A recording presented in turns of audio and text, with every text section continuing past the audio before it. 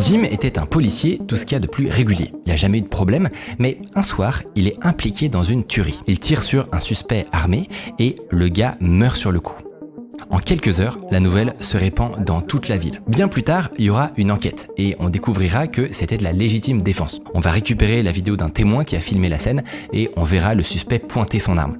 Mais à ce moment-là, personne n'a cette preuve.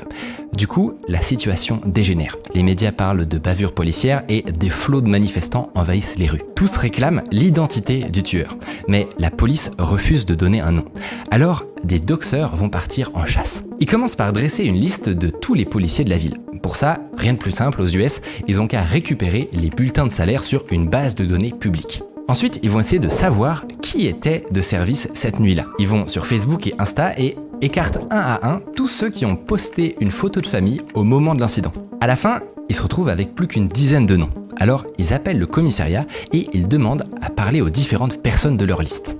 Les policiers vont répondre, les uns après les autres, sauf un. Jim.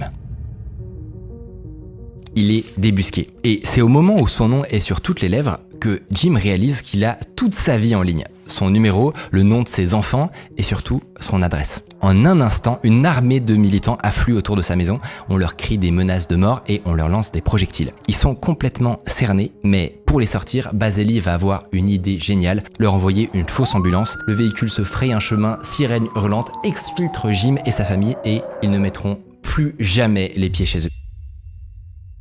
Ce que Jim n'avait probablement pas réalisé, c'est qu'on pouvait le retrouver en 30 secondes. Il était au niveau 0 de la confidentialité.